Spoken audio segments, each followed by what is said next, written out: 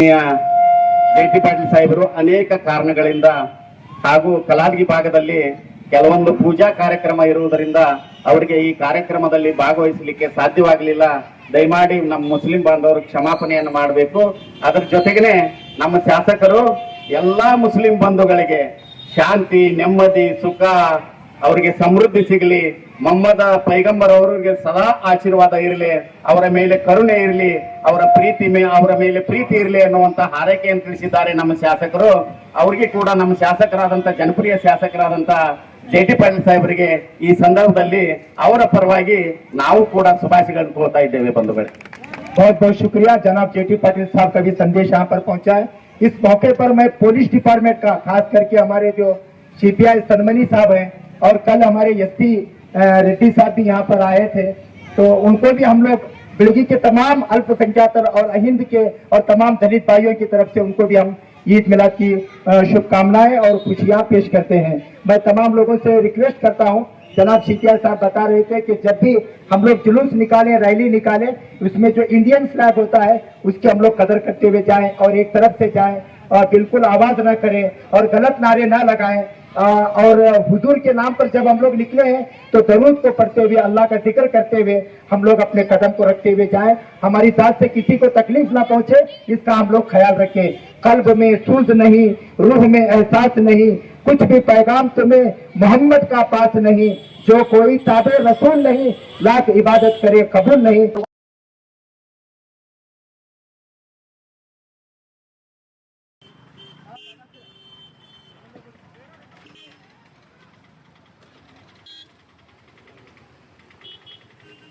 ಪ್ರೀತಿಸಿದಂಥ ಈ ಜಗತ್ತಿನ ದೊಡ್ಡ ಪ್ರವಾದಿ, ಮಾನವ ಕುಲದ ಅತ್ಯಂತ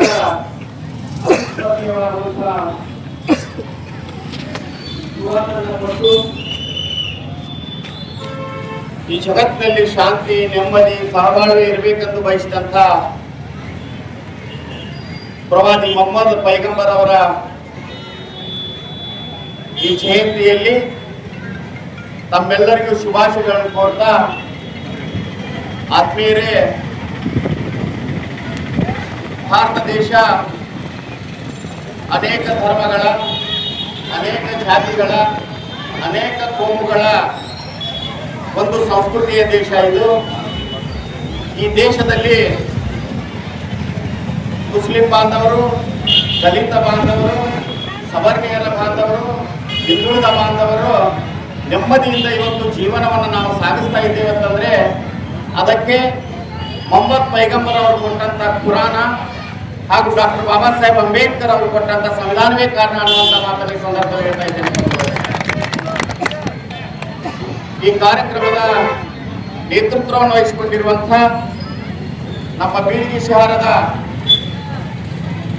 ಮೌಲಾನಗಳು ಆದಂತಹ ಆತ್ಮೀಯರಾದ ಅಬು ಶಮಾ ಖಾಜಿ ಅವರೇ ಹಾಗೂ ಪಟ್ಟಣ ಪಂಚಾಯಿತಿಯ ಸದಸ್ಯರು ಆದಂತಹ ಲಕ್ಷ್ಮೀ ಬಾಯಿ ಸರ್ಕಾರ ಅವರೇ ಹಾಗೂ ಈ ಜುಲಸ್ನಲ್ಲಿ ಭಾಗವಹಿಸಿರ್ತಕ್ಕಂಥ ಹಿಂದಿನ ಪಟ್ಟಣ ಪಂಚಾಯಿತಿಯ ಅಧ್ಯಕ್ಷರಾದಂಥ ಪಡೆಪಣ್ಣ ಕರಿಗಾರ್ ಅವರೇ, ನಮ್ಮ ದಲಿತ ಸಮಾಜಗಳ ಮುಖಂಡರಾದಂಥ ಆತ್ಮೀಯ ಸೋದರಾದಂಥ ಶಿವಾನಂದ ಮಾದರ್ ಅವರೇ, ನಮ್ಮ ಬೀಳಿಗೆಯ ಹಾಲುಮತದ ಮುಖಂಡರಾದಂತಹ ಆತ್ಮೀಯರಾದ ಸಂಗಪ್ಪಣ್ಣ ಕಂದಗಲ್ ಅವರೇ ಹಾಗೂ ಕೋಳಿ ಸಮಾಜದ ಮುಖಂಡರು ಹಾಗೂ ನಮ್ಮ ಬೀಳಿಗೆಯ ಹಿರಿಯರಾದಂತಹ ಪಾಂಡು ಮಮದಾಪುರ್ ಅವರೇ, ಆತ್ಮೀಯ ಎಲ್ಲ ನಮ್ಮ ಹಿರಿಯರಾದಂಥ ಹಸಪೀರ್ ಮುಜಾವರ್ ಅವರೇ, ನಮ್ಮ ಹಿಂದಿನ ತಹಶೀಲ್ದಾರರಾದಂಥ ಆತ್ಮೀಯರಾದ ಜಮಖಂಡಿ ಸಾಹೇಬ್ರೆ, ಅನೇಕ ಜಮಾತ್ಗಳ ನಮ್ಮ ಈ ನನ್ನ ನಿನ್ನೆಯಿಂದ ನನಗೆ ಕರೆಯನ್ನು ಮಾಡಿ ಮಾದೇವರ ಬರಬೇಕೆನ್ನುವಂಥ ಸಂದೇಶವನ್ನು ಕೊಟ್ಟಂತ ಆತ್ಮೀಯರಾದ ನಮ್ಮ ಬಾಷಾ ಸಾಹೇಬ್ ಅವರೇ ಹಾಗೂ ನಮ್ಮ ಜುಮ್ಮಾ ಮಸೀದಿಯ ಮೌಲಾನಾ ಅವರೇ ಹಾಗೂ ಮುಲ್ಲಾ ಮೌಲಾನಾ ಅವರೇ, ನನ್ನ ಆತ್ಮೀಯ ಎಲ್ಲ ಬಂಧುಗಳೇ, ನಮ್ಮ ಶಮ್ಮು ಮುಜಾವರ್ ಸಾಹೇಬ್ರೆ ಹಾಗೂ ಅನೇಕ ಜನ ನನ್ನ ಸ್ನೇಹಿತರೆ, ಬಂಧುಗಳೇ, ಇವತ್ತು ಭಾರತ ದೇಶದಲ್ಲಿ ಶಾಂತಿಯಿಂದ ನೆಮ್ಮದಿಯಿಂದ ನಾವು ನೀವು ಬದುಕಬೇಕಾಗಿದೆ. ಮನುಕುಲದ ದೊಡ್ಡ ಪ್ರವಾದಿ ಇವರು. ಆಗಿನ ಸಂದರ್ಭದಲ್ಲಿ ಬುದ್ಧ ನಂತರ ಮೊಹಮ್ಮದ್ ಪೈಗಂಬರ್ ಅವರು ಸರಜೋಡಿಗೆ ಮಹಾವೀರ, ಅನೇಕ ಮಹಾನ್ ಸಂತರು 12ನೇ ಶತಮಾನದಲ್ಲಿ ಬಸವಣ್ಣ. ಅದಕ್ಕೆ ಬಸವಣ್ಣ ಅವರು ಹೇಳಿದ್ರು, ಕಳಬೇಡ, ಕೊಲಬೇಡ, ವಿಷಯ ನುಡಿಯಲು ಬೇಡ, ಮುನಿಯಬೇಡ, ತನ್ನ ಬಂಧಿಸಲು ಬೇಡ, ಇದಿರು ಹೊಳೆಯಲು ಬೇಡ, ಇದೇ ಅಂತರಂಗ ಶುದ್ಧಿ, ಇದೇ ಬಹಿರಂಗ ಶುದ್ಧಿ ಅನ್ನುವಂತ ಮಾತನ್ನ ಬಸವಣ್ಣ ಅವರು ಆಗಿದ್ರು. ಈಗಿನ ಸಂದರ್ಭದಲ್ಲಿ 19 ಮತ್ತು 20ನೇ ಶತಮಾನದಲ್ಲಿ ಡಾಕ್ಟರ್ ಬಾಬಾ ಸಾಹೇಬ್ ಅಂಬೇಡ್ಕರ್ ಅವರು ಸಂವಿಧಾನದಲ್ಲಿ ಹೇಳಿದ್ರು, ಧರ್ಮ ನಿರಪೇಕ್ಷತೆಯ ಸಂವಿಧಾನ, ಜಾತ್ಯತೀತ ಸಂವಿಧಾನ, ಎಲ್ಲಾ ಧರ್ಮಗಳನ್ನ ಪ್ರೀತಿಸುವಂತ ಸಂವಿಧಾನ, ಎಲ್ಲರನ್ನು ಪ್ರೀತಿಸುವಂತ ಸಂವಿಧಾನವನ್ನು ಕೊಟ್ಟರು ಡಾಕ್ಟರ್ ಬಾಬಾ ಸಾಹೇಬ್ ಅಂಬೇಡ್ಕರ್ ಅವರು. ಅದಕ್ಕೆ ಮೊಹಮ್ಮದ್ ಪೈಗಂಬರ್ ಅವರು ಹೇಳಿದ್ರು, ಕುರಾನ್ನಲ್ಲಿ ಒಂದು ಮಾತನ್ನು ಹೇಳ್ತಾರೆ ಮೊಹಮ್ಮದ್ ಪೈಗಂಬರ್ ಅವರು, ನಿಮ್ಮಲ್ಲಿರ್ತಕ್ಕಂಥ ದುರ್ಗುಣಗಳನ್ನು ಬಿಟ್ಟು ಬಿಡಿ, ನಿಮ್ಮಲ್ಲಿರ್ತಕ್ಕಂಥ ದ್ವೇಷವನ್ನು ಬಿಟ್ಟು ಬಿಡಿ, ನಿಮ್ಮಲ್ಲಿರ್ತಕ್ಕಂಥ ಕೋಪವನ್ನು ಬಿಟ್ಟು ಬಿಡಿ. ಏನಾದರೂ ಬಾಳುವುದಾದ್ರೆ ಈ ನೆಲದ ಮೇಲೆ ಸೋದರರಾಗಿ ಬಾಳಿ ಅನ್ನುವಂತ ಮಾತನ್ನ ಮೊಹಮ್ಮದ್ ಪೈಗಂಬರ್ ಅವರು ಹೇಳ್ತಾರೆ. ಎಲ್ಲರೂ ಸೋದರರಾಗಿ ಬಾಳಿ, ಯಾರು ಇಲ್ಲಿ ಮುಖ್ಯರು ಅಲ್ಲ, ಅಮುಖ್ಯರು ಅಲ್ಲ. ಕುವೆಂಪು ಅವರು ಹೇಳ್ತಾರೆ ಇದನ್ನ ಮಾತನ್ನ, ಈ ಜಗತ್ತಿನಲ್ಲಿ ಯಾರು ಮುಖ್ಯರು ಅಲ್ಲ, ಯಾರು ಅಮುಖ್ಯರು ಅಲ್ಲ, ಎಲ್ಲರೂ ಒಂದೇ. ಅದಕ್ಕೆ ಒಂದು ಮಾತನ್ನು ಹೇಳಿದ್ರು ಅವರು, ನಮ್ಮ ನಾಡಗೀತೆಯಲ್ಲಿ ಒಂದು ಪದ್ಯದ ಸಾಲು ಬರ್ತಾ ಇದೆ, ಸರ್ವ ಜನಾಂಗದ ಶಾಂತಿಯ ತೋಟ, ಸರ್ವ ಧರ್ಮಗಳ ಶಾಂತಿಯ ತೋಟ ಅನ್ನುವಂಥ ಸಂದೇಶವನ್ನು ನೀಡಿದ್ರು ಕುವೆಂಪು ಅವರ ಆತ್ಮೀಯರೇ. ಅದಕ್ಕಾಗಿ ನಾವು ಈ ಸಂದರ್ಭದಲ್ಲಿ ಮೊಹಮ್ಮದ್ ಪೈಗಂಬರ್ ಅವರ ಆದರ್ಶಗಳನ್ನು ಪಾಲಿಸಬೇಕಾಗಿದೆ. ನಾನು ಕೂಡ ಇವತ್ತು ಮೊಹಮ್ಮದ್ ಹನೀಫ ಕಾಜಿ ಅವರನ್ನು ಕಳ್ಕೊಂಡು ಇವತ್ತು ಮುಸ್ಲಿಂ ಸಮಾಜ ಅನೇಕ ನೋವುಗಳನ್ನು ಅನುಭವಿಸ್ತಾ ಇದೆ. ಇವತ್ತು ಮೊಹಮ್ಮದ್ ಹನೀಫ್ ಕಾಜಿ ಅವರು ಈ ಸಂದರ್ಭದಲ್ಲಿ ಎಲ್ಲರನ್ನ ಕರ್ಕೊಂಡು, ಎಲ್ಲರನ್ನ ಮುಂದೆ ಹಾಕಿಕೊಂಡು, ಯಾವುದೇ ಧರ್ಮ ಇರಲಿ, ಯಾವುದೇ ಜಾತಿ ಇರಲಿ, ಎಲ್ಲರನ್ನು ಮುಂದೆ ಹಾಕೊಂಡು ತೆಗೆದುಕೊಂಡು ಹೋಗುವಂಥ ವ್ಯಕ್ತಿತ್ವ ಅವ್ರ ಕಡೆ ಇತ್ತು. ಅವರ ಗುಣಗಳನ್ನು ತಾವು ಕೂಡ ಬೆಳೆಸ್ಕೊಂಡು ಎಲ್ಲರ ಜೊತೆ ಸ್ನೇಹತನದಿಂದ, ಎಲ್ಲರ ಜೊತೆ ಪ್ರೀತಿಯಿಂದ, ಎಲ್ಲರ ಜೊತೆ ನಗುತ್ತಾ ಎಲ್ಲರನ್ನ ಸಹಕರಿಸಿಕೊಂಡು ಹೋಗುವಂಥ ಗುಣ ನಿಮ್ಮಲ್ಲಿ ಬೆಳಿಬೇಕಾಗಿದೆ. ಮೌಲಾನಾ ಅಬುಲ್ ಸಮದ್ ಕಾಜಿ ಅವರು ತಮ್ಮ ತಂದೆಯ ಸ್ಥಾನವನ್ನು ನಾವು ತುಂಬಬೇಕಾಗಿದೆ. ಮೊಹಮ್ಮದ್ ಪೈಗಂಬರ್ ಅವರ ಏನೋ ಕಾಜಿ ಸಾಹೇಬ್ ಮತ್ತು ಸ್ವರ್ಗಕ್ಕೆ ಹೋಗಿದ್ದಾರೆ, ಅವರು ಸ್ವರ್ಗದಲ್ಲಿದ್ದರೂ ಕೂಡ ಅವರನ್ನು ನೆನೆಸೋಣ. ಇವತ್ತಿನ ದಿವಸ ಮೊಹಮ್ಮದ್ ಪೈಗಂಬರ್ ಅವರನ್ನ ಜಯಂತಿಯಲ್ಲಿ ಅವರು ಸ್ವರ್ಗದಾಗಿದ್ರು ನಾವು ನೆನೆಸಬೇಕಾಗುತ್ತೆ. ಪ್ರತಿಯೊಂದು ಕೆಲಸದಲ್ಲಿ ಕೂಡ ಎಲ್ಲರೂ ಭಾಗಿಯಾಗ್ತಾ ಇದ್ರು. ಅದೇ ರೀತಿಯಾಗಿ ಈಗಿನ ನೇತೃತ್ವವನ್ನ ನಮ್ಮ ಅಜ್ಜು ಬಾಯಿ ಸರ್ಕಾರ ಅವರು, ಅಬುಲ್ ಮೌಲಾನ ಅವರು, ಇನ್ನೋರ್ವ ಬಿಳಿಗಿ ನಗರದಲ್ಲಿ ಹಿರಿಯರಾಗಿರುವಂಥ ನಮ್ಮ ಹಸಫೀರ್ ಮುಜಾವರ್ ಅವರು ಮತ್ತು ಅಬ್ದುಲ್ ನರ್ಗುಂದ್ ಅವರು, ಅನೇಕ ನಮ್ಮ ಶಮು ಮುಜಾವರ್ ಅವರು, ಭಾಷಾ ಅವರು ಸಮಾಜವನ್ನು ಮುನ್ನಡೆಸ್ರಿ, ಸಮಾಜವನ್ನ ಒಕ್ಕಟ್ಟಿನಿಂದ ತೆಗೆದುಕೊಂಡು ಹೋಗ್ರಿ. ಇಷ್ಟು ದಿವಸ ನನ್ನನ್ನು ಮಾದೇವಾದಿಮನಿ ಅನ್ನುವಂಥ ವ್ಯಕ್ತಿಯನ್ನ ನಮ್ಮ ಮುಸ್ಲಿಂ ವಾದಗಳು ಬಹಳ ಚೆನ್ನಾಗಿ ನನ್ನ ಒಬ್ಬ ಮಗನಂತೆ ನಾನು ಇಲ್ಲಿವರೆಗೆ ತಾವು ನನ್ನನ್ನ ನೋಡ್ಕೊಂಡು ಬಂದಿದ್ದೀರಾ. ಅದೇ ರೀತಿಯಾಗಿ ಇಡೀ ದಲಿತ ಸಮಾಜವನ್ನ, ಇಡೀ ಹಿಂದುಳಿದ ವರ್ಗಗಳ ಸಮಾಜವನ್ನ ಪ್ರೀತಿಯಿಂದ ಕಾಣ್ರಿ, ಪ್ರೀತಿಯಿಂದ ಅವರನ್ನ ಬೆಳೆಸ್ರಿ. ನಿಮ್ಮ ಜೊತೆ ನಾವು ಇದ್ದೇವೆ, ನಮ್ಮ ಜೊತೆ ನೀವು ಇರಬೇಕು ಅಂದಾಗ ಐಕ್ಯತೆಯ ಭಾರತ ಸಾಧ್ಯ ಅನ್ನುವಂಥ ಮಾತನ್ನು ಈ ಸಂದರ್ಭದಲ್ಲಿ ಹೇಳ್ತಾನೆ. ಅದಕ್ಕಾಗಿ ಕನಕದಾಸರು ಒಂದು ಮಾತನ್ನು ಹೇಳ್ತಿದ್ರು. ಕನಕದಾಸರು, ಕುಲವೆಂದು ಒಡೆದಾಡಬೇಡಿ, ಕುಲದ ನೆಲೆಯನ್ನು ಬಲ್ಲಿರ. ಧರ್ಮಗಳ ನೆಲೆ ಸಿಗೋದಿಲ್ಲ ಯಾರಿಗೆ.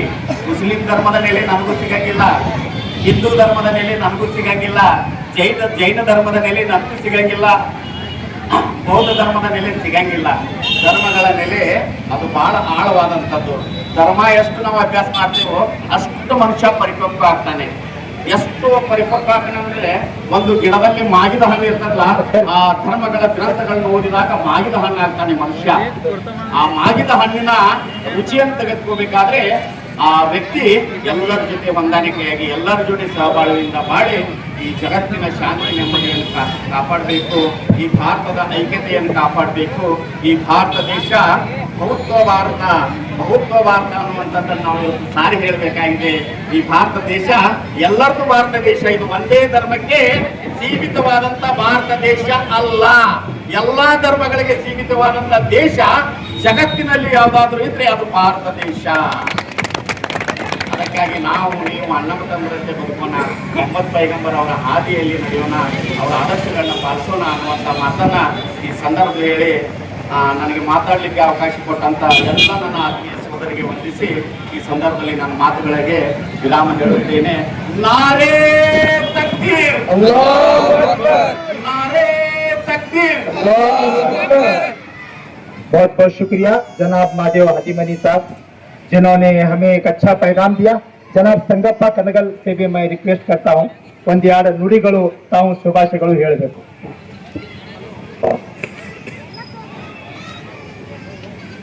ಮೊಹಮ್ಮದ್ ಪೈಗಂಬರ್ ಅವರ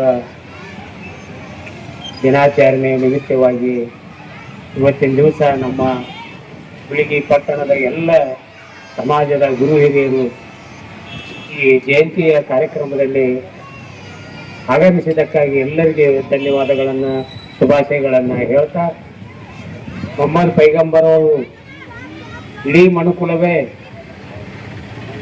ಒಂದು ಶಾಂತಿಯಿಂದ ಸೌಹಾರ್ದತೆಯಿಂದ ಬಾಳಿ ಬದುಕಿ ಒಂದು ಸಂದೇಶವನ್ನು ಸಾರಿ ಹೋಗಿದ್ದಾರೆ.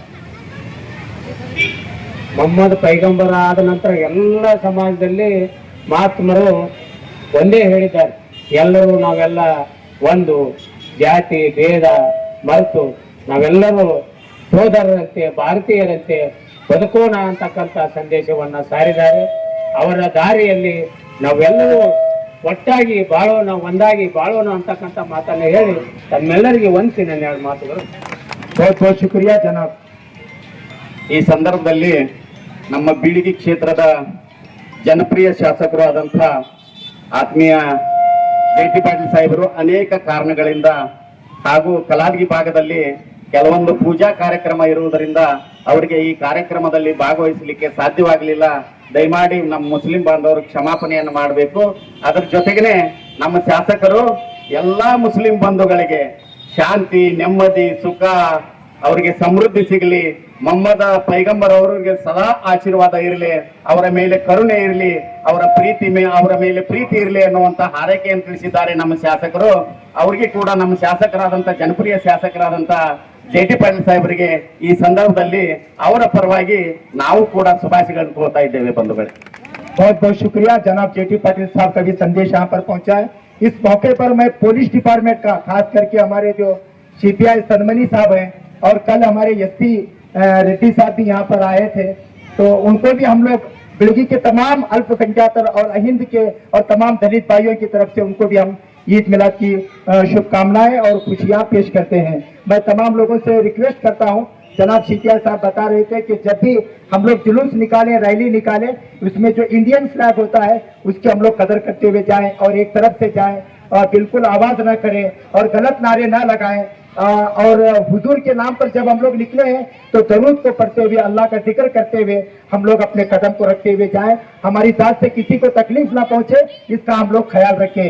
कल्ब में सूझ नहीं, रूह में एहसास नहीं, कुछ भी पैगाम तुम्हें मोहम्मद का पास नहीं, जो कोई ताबे रसूल नहीं, लाख इबादत करे कबूल नहीं. मैं मौलाना जाहिद साहब से गुजारिश करता हूँ कि दुआ के जरिए से हमारे जुलूस की यात्रा का प्रोग्राम शुरू करें.